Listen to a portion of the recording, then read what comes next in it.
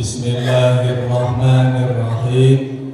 Alhamdulillahirabbil alamin. Wa bihi nasta'inu ala umurid dunya waddin. Wassalatu wassalamu ala asyrafil anbiya'i wal mursalin wa ala alihi wa sahbihi ajma'in, amma ba'du. Ilahi anta maksudi wa ridhoka matlubi, a'tini mahabbataka wa ma'rifatak. Yang sama-sama kita muliakan Bapak Kiai Haji Syiaruddin selaku pengasuh Pondok Pesantren Ibnu Mukhtarom, Kecamatan Waihilau, Pesawaran. Mudah-mudahan beliau senantiasa diberi kesehatan oleh Allah Subhanahu wa Ta'ala, diberi umur panjang sehingga dapat mengurus pondok pesantren ini lebih maju.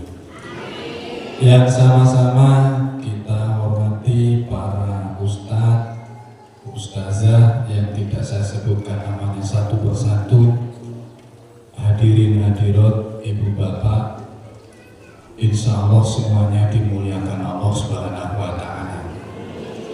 Alhamdulillah, puji syukur kita panjatkan kehadirat Allah Subhanahu wa Ta'ala yang pada pagi hari ini telah mentakdirkan kita semua berkumpul di halaman Pondok Pesantren Ibnu Mukhtarom dalam rangka manaqib Syekh Abdul Qadir Jailani sekaligus peringatan Maulid Nabi besar Muhammad Sallallahu Alaihi Wasallam dalam keadaan lancar. Sholawat dan salam semoga Allah curahkan kepada junjungan kita Nabiullah Nabi besar Muhammad Sallallahu Alaihi Wasallam beserta keluarga, sahabat dan pengikut-pengikutnya. Mudah-mudahan kita semua bisa mengikuti ajarannya dan kelak di akhirat diakui sebagai umatnya dan sekaligus mendapat syafaatnya. Amin ya rabbal alamin. Mari kita awali pengajian ini dengan sama-sama membaca sholawat tibbil qulub bareng-bareng. Allahumma sholli ala Muhammadin tibbil qulubi wa dawaiha wa afiyatil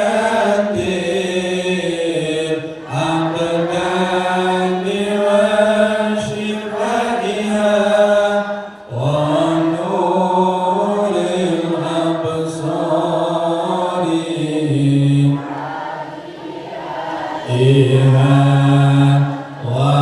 ala alihi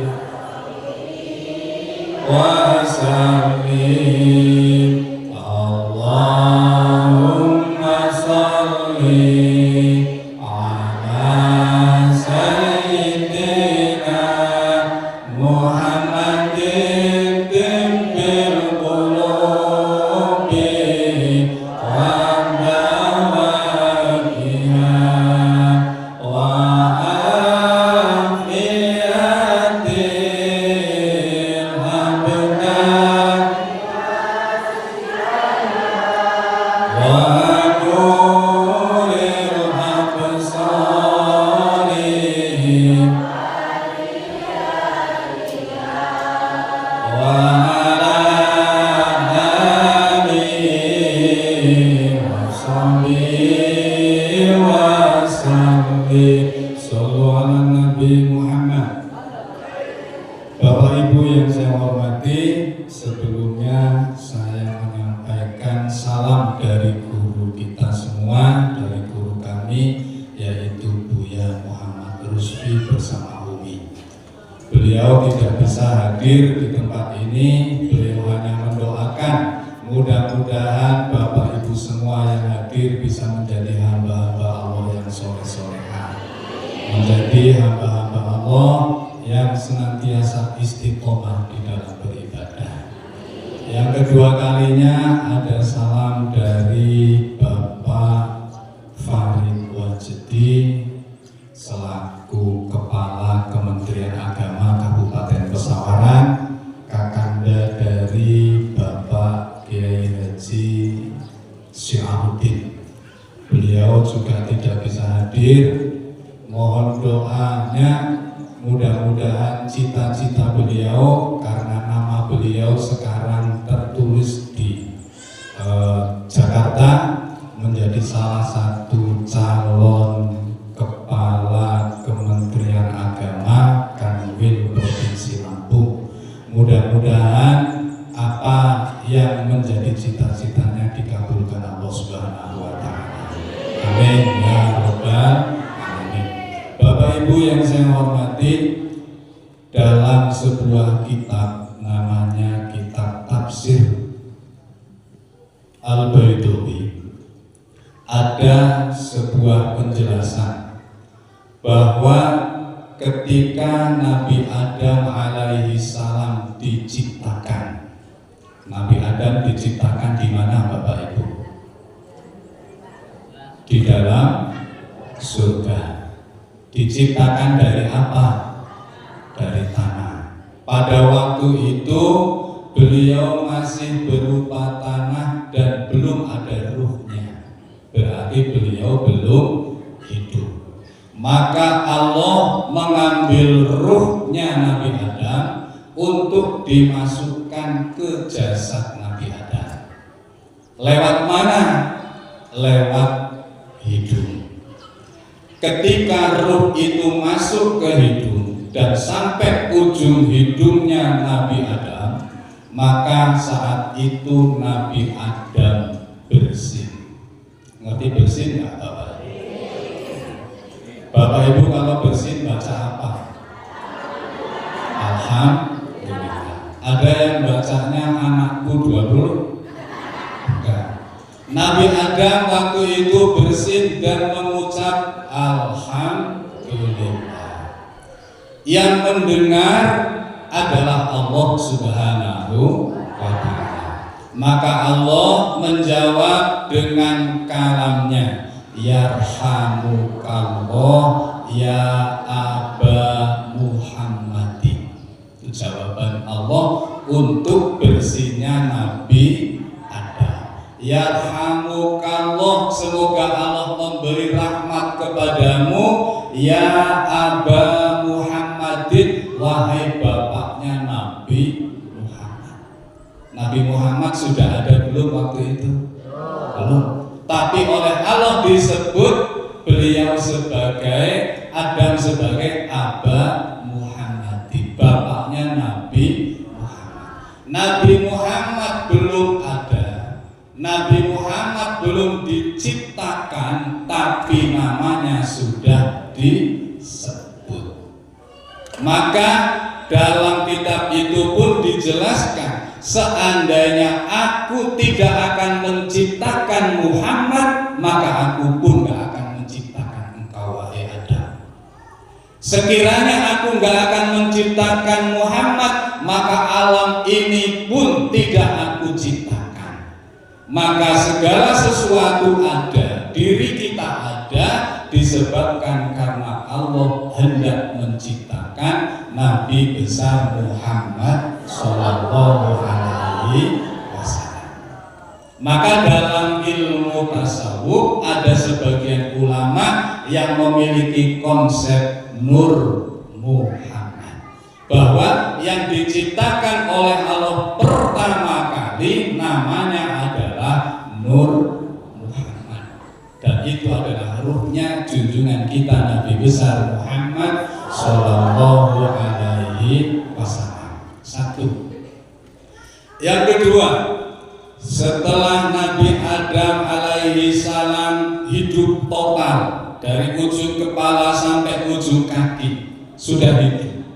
Kemudian diciptakan istrinya yang bernama Hawa. Adam dan Hawa.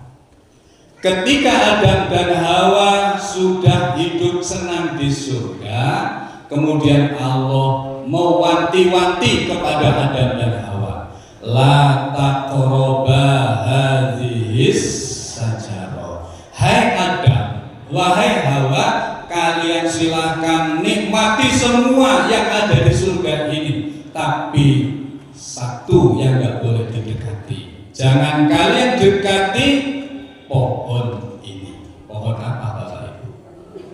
Pohon khuldi. Tapi pada masa itu iblis tahu ada pengumuman bahwasanya Nabi Adam dan Hawa tidak boleh makan buah khuldi. Maka iblis menggoda Adam dan Hawa. Dibawalah Adam dan Hawa mendekati buah khuldi. Si Adam mengambil satu buah, Hawa ngambil dua buah. Berarti serakahan yang mana itu? Serakahan Adam apa Hawa? Adam cuma satu, Hawa.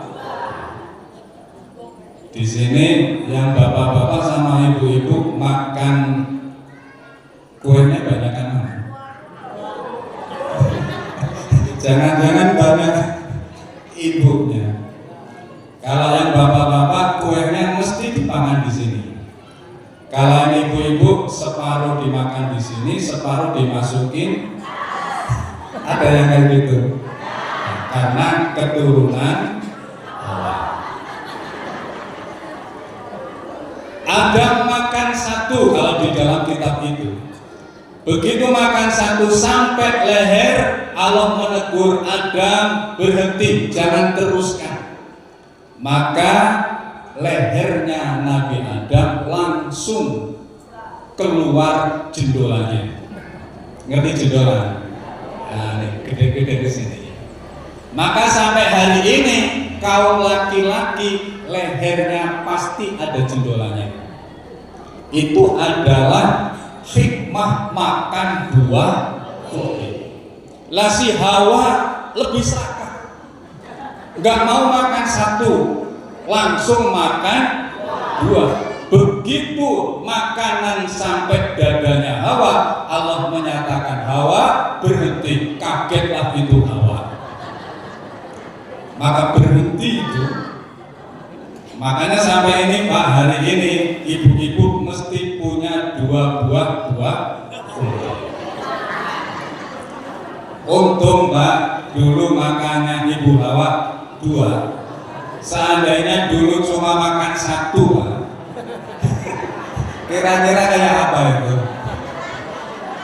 Nah, kemudian Nabi Adam dan Hawa dihukum oleh Allah, dikeluarkan dari surga, kemudian hiduplah di dunia ini. Inilah skenario Allah Subhanahu wa Ta'ala, sehingga bumi ini dihuni oleh bangsa manusia. Maka hari ini kita ada di sini semua. Lah, Nabi Adam merasa berdosa, Hawa pun merasa berdosa. 100 tahun Nabi Adam beristighfar, bertobat, mohon ampun kepada Allah Subhanahu wa Ta'ala. Dosa Nabi Adam berapa? Satu, apa itu? Makan buah khuldi. Istighfarnya berapa tahun? 100 tahun. Bapak Ibu punya dosa nggak? Dosanya berapa? Istighfarnya berapa kali? Kalau habis sholat istighfar berapa kali? 3 kali. Padahal Nabi Adam dosanya 1, istighfarnya 100 tahun. Ibu bapak dosanya banyak, istighfarnya cuma 3 kali. Malu gak sama Nabi Adam itu? Nabi Adam alaihi salam ketika istighfar bertobat 100 tahun, kemudian beliau teringat ketika dia di dalam surga, di atas pintu surga ada tulisan La ilaha illallah Muhammadur Rasulullah. Itu tulisan ada di atas pintu surga. Nabi Adam berpikir, di samping nama Allah ada nama Muhammad.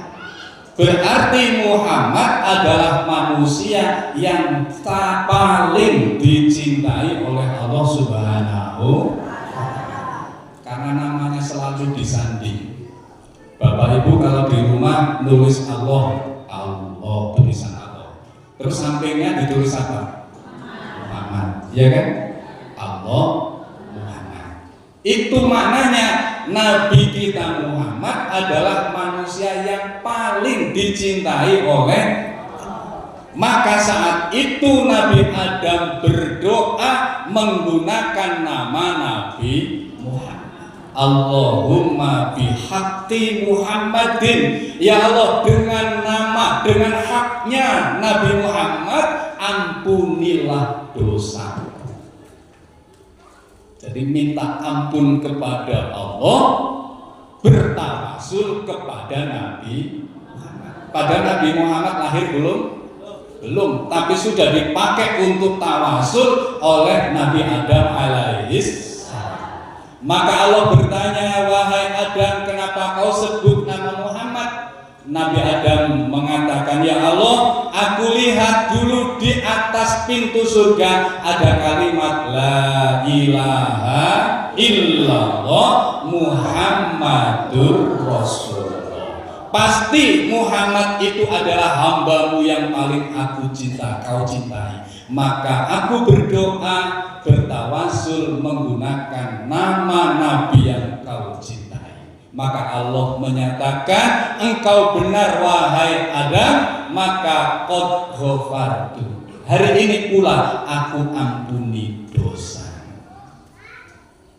Hebat betul Nabi Muhammad. Senang gak jadi umatnya Nabi Muhammad? Senang. Hari ini kelahiran Nabi Muhammad Sallallahu Alaihi Wasallam kita peringati. Senang apa enggak? Abu Lahab, ngerti Abu Lahab? Kenal enggak? Kenal di mana? Abu Lahab kalau dalam Al-Quran, tabat yada abi lahabin wa tab. Ya baik. Itu menceritakan Abu Lahab itu kelak di akhirat nggak masuk surga tapi masuk neraka. Kenapa? Karena dalam kehidupan sehari-harinya Abu Lahab dengan Ummu Jamilah istri Abu Lahab itu pekerjaannya hanya menghalang-halangi dakwahnya Nabi besar Muhammad Sallallahu Alaihi Wasallam. Tapi Abu Lahab ketika hari Senin tanggal 12 Rabiul Awal tahun Fil, tahun gajah, ketika Nabi Muhammad lahir dari rahim Aminah, saat itu diberi berita kepada Abu Lahab. Abu Lahab tersenyum, Abu Lahab bahagia karena ia telah mengetahui saudaranya telah melahirkan seorang laki-laki yang diberi nama Muhammad. Hari Senin ketika lahirnya Nabi Muhammad, Abu Lahab merasa senang dengan lahirnya Nabi Muhammad. Sekalipun setelah itu Abu Lahab nggak senang. Maka diriwayatkan Abu Lahab di neraka itu tersiksa dengan luar biasa. Tapi kalau hari Senin, Abu Lahab diistirahatkan dari siksa api neraka. Kenapa? Karena pernah merasa senang dengan hari lahirnya Nabi Muhammad. Hari ini hari apa? Sabtu. Ibu-ibu senang nggak dengan lahirnya Nabi Muhammad? Mudah-mudahan hari Sabtu nanti nggak masuk neraka. Tinggal hari Minggunya itu. Supaya selamat, cari lagi Maulid Nabi hari Minggu, cari lagi Maulid Nabi hari Senin sampai hari Jumat penuh, berangkat terus, insya Allah di akhirat kita tidak masuk nerakanya Allah Subhanahu wa Ta'ala. Bapak Ibu yang saya hormati, Nabi Muhammad lahir dalam keadaan sudah dikhitan. Kata Anas bin Malik, wulidan Nabiyyu sallallahu alaihi wasallam, Nabi Muhammad sallallahu alaihi wasallam dilahirkan mahtunan masrur, dalam keadaan sudah dikhitan dan sudah puputan. Dikhitan itu diapakan? Disunat. Jadi Nabi Muhammad itu lahir sudah disunat. Maka nggak ada ceritanya Nabi Muhammad umur 12 tahun kemudian hajatan karena sunatan. Kalau di Bengala ada nggak? Ada. Nabi Muhammad sudah puput, ngerti puput? Pusatnya itu, pusatnya sudah puput. Kalau orang Jawa namanya puputan. Karena terpotong apanya namanya? Ari-arinya itu kan dipotong. Kemudian ngumpul di pusernya umur 7 hari kan begini. Kemudian copot. Nah itu namanya puput. Nabi Muhammad begitu lahir sudah puput. Kalau saya, Bapak Ibu semua lahir belum puput, ya, ari-arinya masih bersatu dengan ususnya kalau kita. Karena waktu kita dalam perut yang kita makan adalah makanan dari ari-ari. Jadi Allah memberi rezeki kepada hambanya yang bernama manusia sejak dalam kandungan sudah diberi rezeki berupa ari-ari. Begitu lahir khawatir dia nggak punya rezeki lagi karena ari-arinya diputus. Padahal belum lahir Allah sudah menyediakan rezekinya berupa 2 buah khudi. Itu kan rezeki. Belum lahir rezekinya sudah di umur 2 tahun disapih, rezekinya ada lagi. Setelah nikah ada lagi. Sebelum kita mati rezekinya sudah disediakan dan dijamin oleh Allah Subhanahu wa Ta'ala. Jadi jangan takut, jangan khawatir kalau tidak dapat rezeki. Apalagi kumpul hari ini di sini. Dapat rezeki nggak hari ini? Ini baru kue nih. Nanti setelah selesai ibu-ibu suruh makan di sana semua. Kalau nggak suruh makan bareng-bareng ke rumah Haji Siar. Bapak Ibu yang saya hormati, Nabi Muhammad Shallallahu Alaihi Wasallam kemudian disusui oleh Ibu Halimatus Sa'diyah. Kan gitu ya ceritanya ya. Halimatus Sa'diyah itu ceritanya dia wanita miskin, nggak punya apa-apa. Dia pekerjaannya memang tukang mencari bayi, siapa yang mau disusui, nanti orang tuanya memberi honor kepadanya. Nah, satu hari ketika Nabi Muhammad masih kecil, itu dicari oleh banyak orang, banyak wanita-wanita yang mencari bayi. Semua wanita di Mekah waktu itu menolak Nabi Muhammad. Alasannya apa? Karena Nabi Muhammad adalah anak kecil yang tidak punya bapak. Nanti yang mau bayar saya itu siapa? Maka semuanya nggak mau. Tinggal satu Halimatus Sa'diyah. Halimatus Sa'diyah cari ke sana ke sini nggak nemu. Hanya nemu Nabi Muhammad, hampir dia menolak. Karena dia tahu dia nggak punya bapak, siapa yang mau bayar saya nanti. Pada seketika itu hati Halimatus Sa'diyah oleh Allah ditanamkan rasa belas kasih. Maka dari sifat belas kasih yang ada dalam hati Halimatus Sa'diyah, ia menyatakan kepada suaminya, wahai suamiku, benar kita miskin. Benar kita nggak punya apa-apa, tapi ini anak adalah anak hambanya Tuhan, makhluknya Tuhan sama dengan kita. Maka wahai suamiku, mulai hari ini Muhammad aku angkat menjadi anak asuhku. Dibawalah Nabi Muhammad kecil oleh ibunda Halimatus Sa'diyah.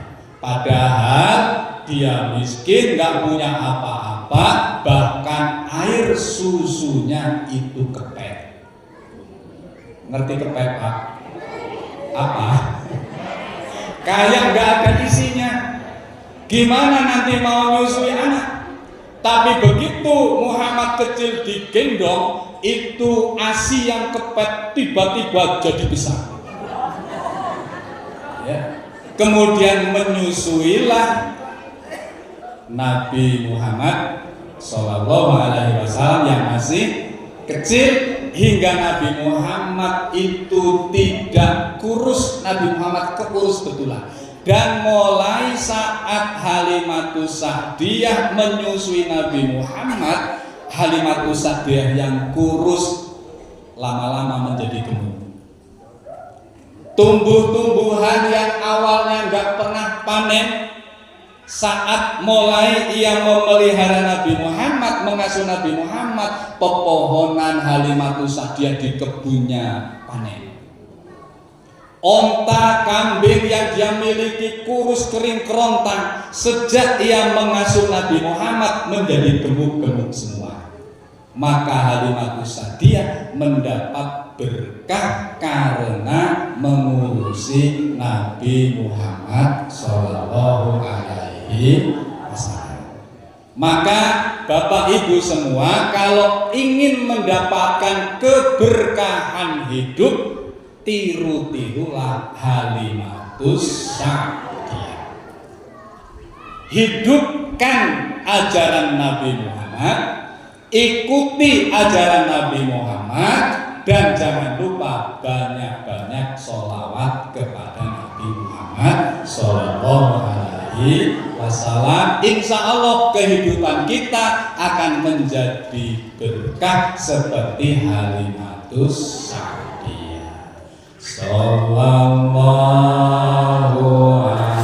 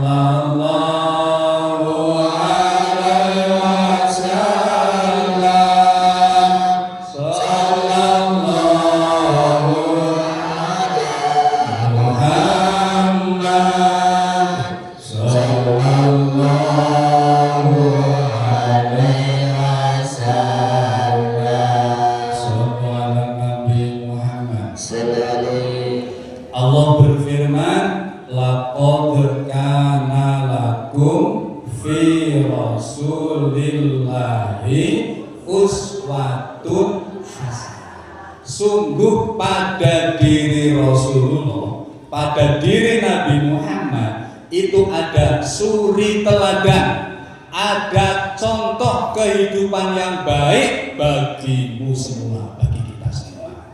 Artinya, kalau kita hidup di dunia ini pingin menjadi baik, pingin jadi orang yang selamat, pingin jadi orang yang bahagia sejak dunia sampai akhirat, contohlah Nabi besar Muhammad SAW.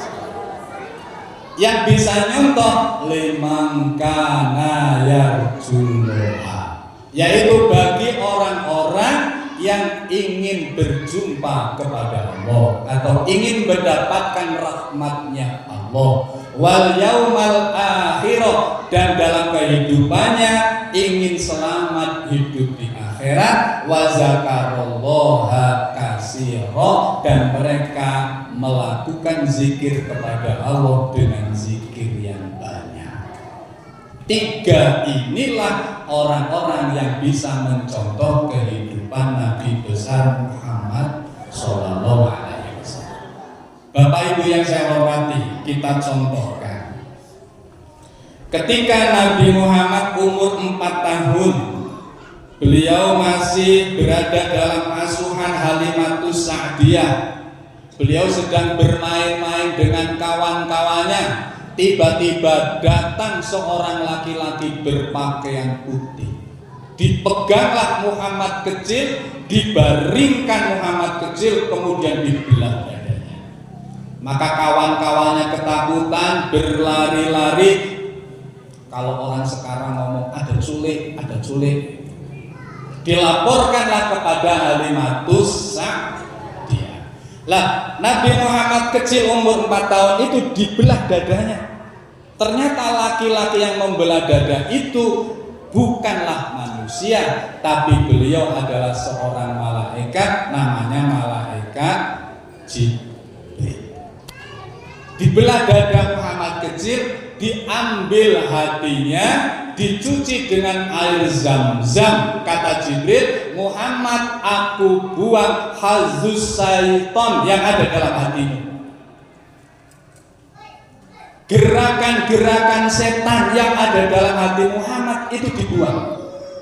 Penyakit-penyakit hati yang ada dalam hati Muhammad itu dibuang sejak beliau umur 4 tahun. Lah, Bapak Ibu yang saya hormati, di sini pelakunya adalah malaikat Jibril. Yang dibelah dadanya adalah Nabi Muhammad. Diambil hatinya untuk dibersihkan hatinya, dibuang kotoran-kotoran hatinya. Ada alat pembersihnya, namanya air Zam-Zam. Lah, menurut para ulama tasawuf, ulama thariqah, mereka mengambil peristiwa ini menjadi sebuah pelajaran untuk ditiru. Maka setiap manusia hendaklah meniru Nabi Muhammad ketika dibelah dadanya. Maka harus ada yang membelah dada. Yang membelah dada dalam istilah thariqah namanya guru mursyid. Nabi Muhammad sebagai muridnya. Kalau Nabi Muhammad muridnya malaikat Jibril, kita menjadi seperti Nabi Muhammad, punya guru. Kalau Muhammad Jibril namanya, kalau kita gurunya namanya mursyid. Nah, nanti mursyid akan membelah dada dalam arti membimbing kita. Bu, Pak, dalam hatimu itu ada kotoran hati. Dalam hatimu itu ada riya, ada ujub, ada takabur, ada hasad, ada ghadab, ada memusuhi orang lain. Itu dikasih tahu sama guru mursyid. Kemudian bersihkan itu semua kotoran-kotoran hati. Cara membersihkannya, kalau Nabi Muhammad dibersihkan dengan air Zam-Zam, kalau kita oleh guru mursyid dibersihkan dengan cara berzikrullah. Zikir, terutama zikir yang ada di dalam hati. Kata Nabi, kullu syai'in siqalah. Segala sesuatu itu ada alat pembersihnya, wasiqalatul qalbi zikrullah. Sedangkan alat pembersih hati adalah zikir kepada Allah. Maka orang-orang thariqah ia berzikir jahar dan berzikir khafi yang ada dalam hati, itu sesungguhnya sedang meniru perilaku Nabi Muhammad ketika dibelah dadanya, dibersihkan dengan air Zam-Zam. Maksud gak Bapak Ibu? Ya. Maka tiru-tirulah Nabi Muhammad, salah satunya dengan cara berthariqah. Bapak Ibu yang saya hormati, setelah Nabi Muhammad dibersihkan hatinya, kotoran-kotorannya dibuang. Contoh kotoran hati yang mana Pak?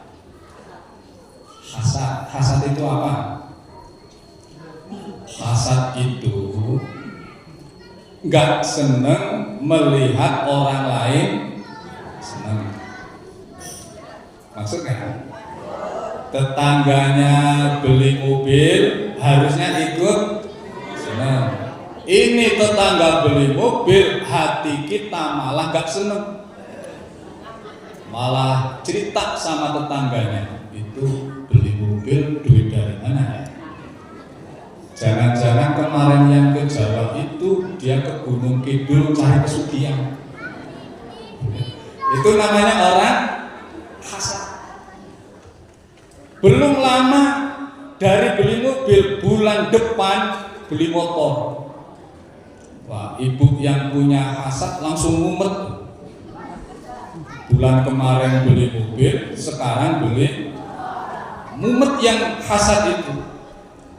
Bulan depannya beli televisi, langsung mumetnya tambah wong gitu. Bulannya lagi punya istri baru,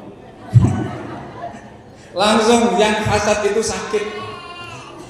Lah bulan depannya lagi itu yang tukang beli itu beli sawah, langsung ibu yang hasad itu jatuh sakit, masuk rumah sakit. Bulan depannya nggak sembuh-sembuh, dikasih berita lagi, Bu, itu tetangga ibu yang kemarin beli sawah, hari ini itu beli ladang, langsung mati cekek. Disebabkan karena nggak seneng melihat orang lain seneng. Namanya apa? Hasad. Nah, hasad ini penyakit hati, maka harus dibuang. Salah satunya adalah dengan banyak zikrullah, berzikir kepada Allah, ridho dengan apa yang diberikan oleh Allah, baik untuk diri kita maupun untuk orang lain. Yang ngasih rezeki orang lain itu ya Allah, yang memberi rezeki kepada kita ya Allah. Kalau orang lain diberi banyak, kita diberi dikit, berhusnuzonlah kepada Allah. Karena bisa jadi kalau kita diberi banyak, kita enggak bagus. Percaya enggak? Ada orang diberi harta banyak malah nakal, ada enggak? Ada.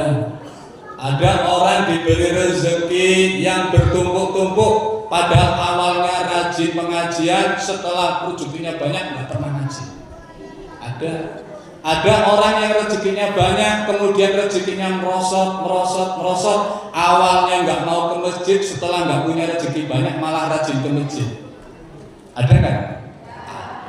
Maka apa yang ada pada diri kita sesungguhnya itu yang terbaik untuk kita menurut Allah Subhanahu wa Ta'ala.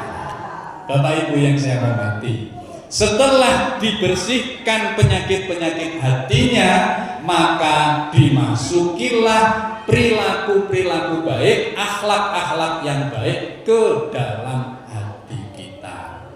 Bahasa tasawufnya taholli, kemudian tahali. Tahali itu menghiasi hati, menghiasi perilaku dengan akhlak-akhlak yang baik. Contoh, Nabi Muhammad punya akhlak sabar. Sabar nggak Nabi Muhammad?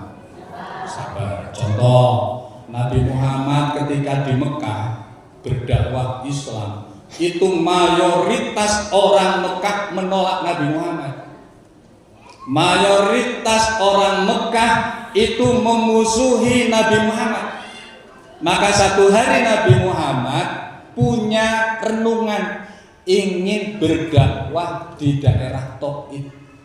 Dalam pikiran Nabi Muhammad, kayaknya kalau di Taif dakwah saya banyak diterima, saudara-saudara saya banyak di sana. Maka berangkatlah Nabi Muhammad ke Taif, sampai di Taif mengajak orang menyembah Allah, berdakwah Islam. Apa yang terjadi? Orang Taif enggak menerima Nabi Muhammad, tapi justru orang Taif melempari Nabi Muhammad. Ada yang melempar dengan batu, ada yang melempar dengan tai onta, hingga tubuh Nabi Muhammad banyak lukanya dan Nabi Muhammad berdarah-darah. Nabi Muhammad menyelamatkan diri istirahat di bawah sebuah pohon. Ketika sedang beristirahat, datanglah malaikat Jibril alaihis. Apa kata Jibril? Muhammad, engkau kan kalau berdoa, doanya dikabulkan Allah. Apalagi hari ini engkau teraniaya. Itu orang Taif yang menyiksa kamu, doain aja supaya hancur. Itu tawaran malaikat Jibril. Kalau yang ditawarin Pak Zubair, diterima nggak Pak Zubair itu? Diterima pasti. Nabi Muhammad menolak, maka ditawarin lagi oleh malaikat Jibril, Muhammad, itu gunung Uhud yang besar. Gimana kalau aku angkat, kemudian aku lemparkan ke daerah Taif supaya orang Taif itu banyak yang mati? Itu yang ditawarin Nabi. Kalau yang ditawarin Muhammad, wah gila. Kayaknya langsung ya, lanjut. Nabi Muhammad enggak, jangan begitu Jibril. Nabi Muhammad penuh kesabaran, kemudian angkat kedua tangannya berdoa, Allahumma di qaumi fa innahum la ya'lamun. Ya Allah, beri petunjuk kepada kaumku, mereka melakukan hal itu kepadaku disebabkan karena mereka belum tahu. Betapa sabarnya Nabi Muhammad sallallahu alaihi wasallam. Nah, sabar ini sifat buruk apa sifat baik? Sifat baik. Bapak Ibu kira-kira bisa nyontoh sabarnya apa enggak? Insya Allah. Kalau ibu punya suami galak di rumah, sabar apa seneng? Sabar. Kalau pas hari Lebaran tetangga ibu sama suaminya dibelikan baju baru, dibelikan kue yang banyak, sementara ibu sudah 3 tahun nggak dibelikan baju. Sabar apa seneng? Nah, seneng. Nabi Muhammad sabar, maka ibu-ibu menghadapi suami juga harus sabar. Suami ibu sudah bertahun-tahun gak neko-neko, baru saja punya istri baru.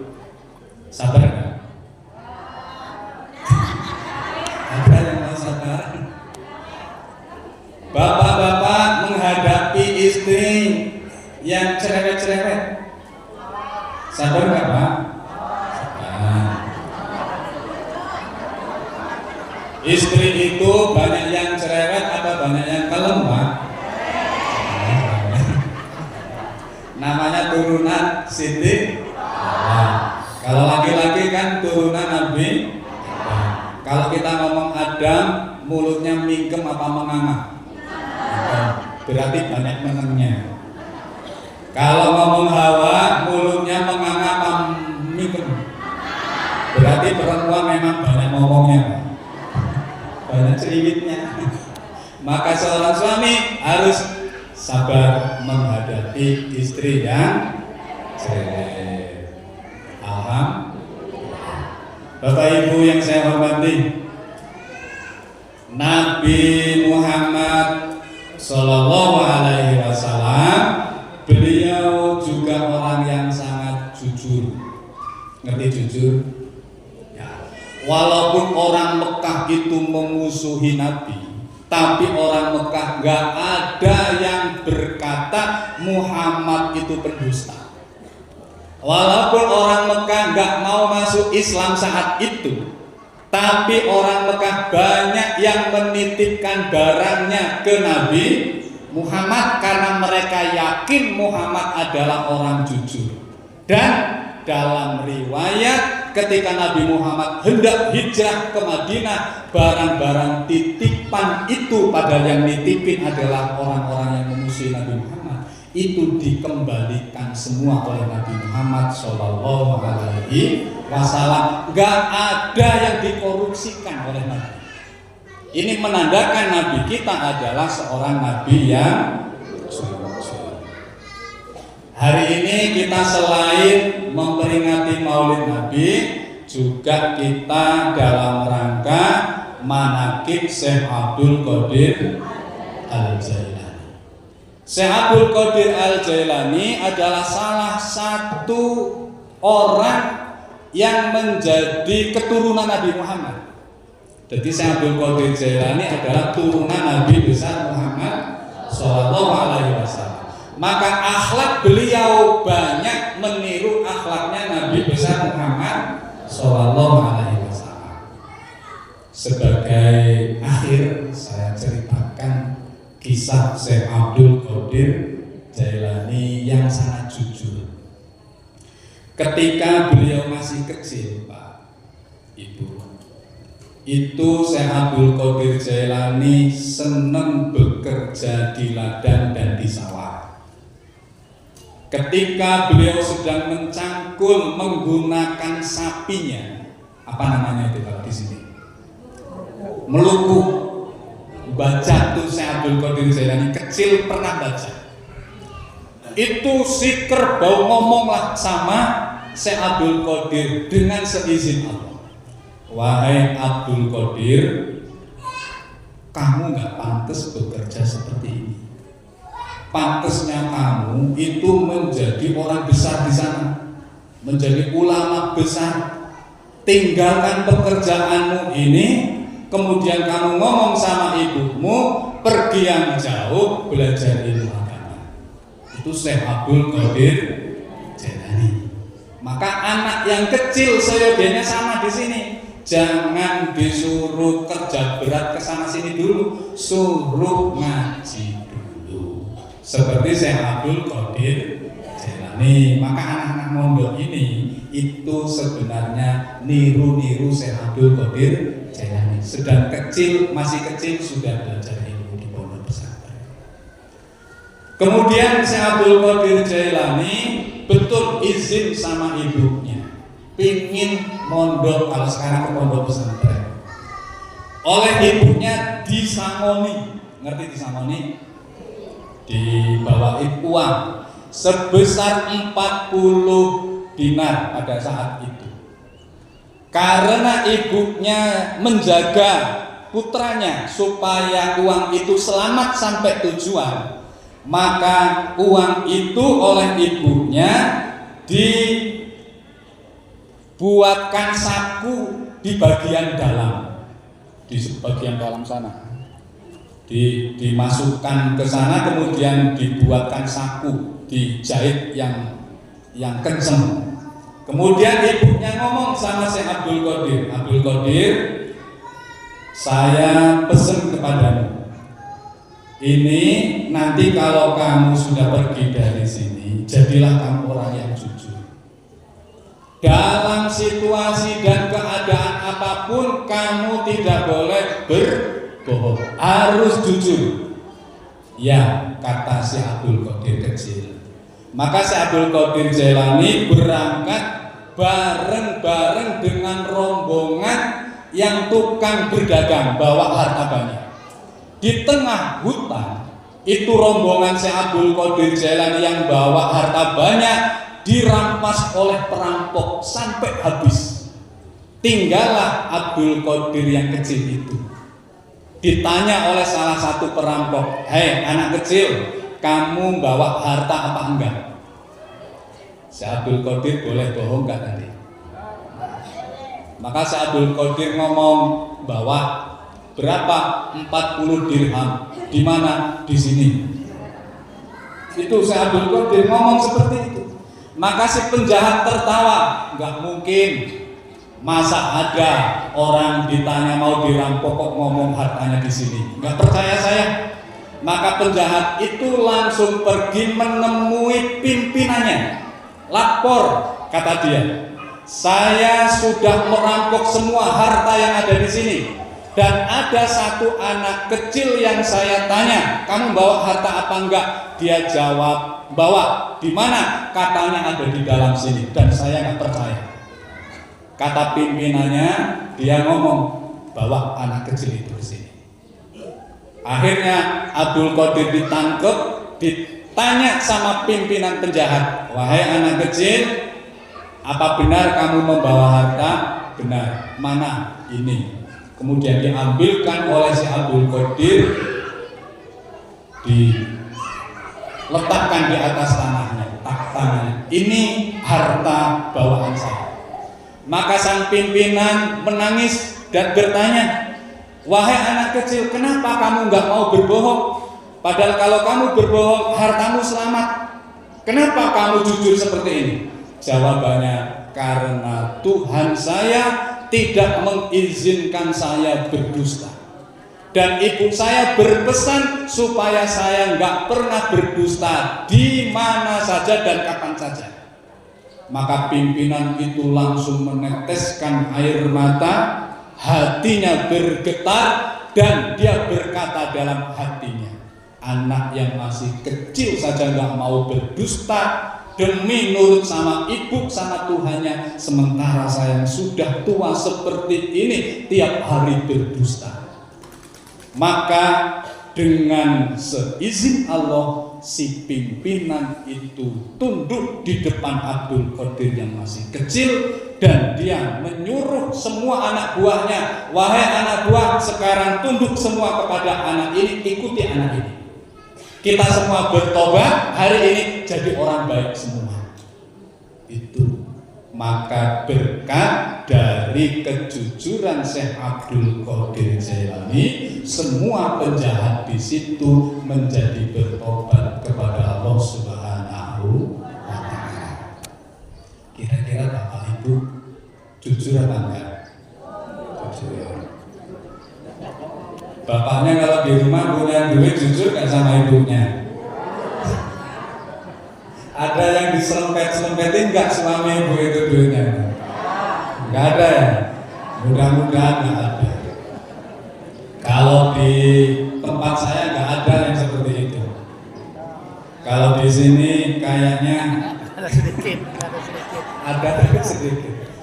Bapak Ibu yang saya hormati, mudah-mudahan apa yang kita bahas pada pagi hari ini bermanfaat untuk kita semua. Amin ya Allah.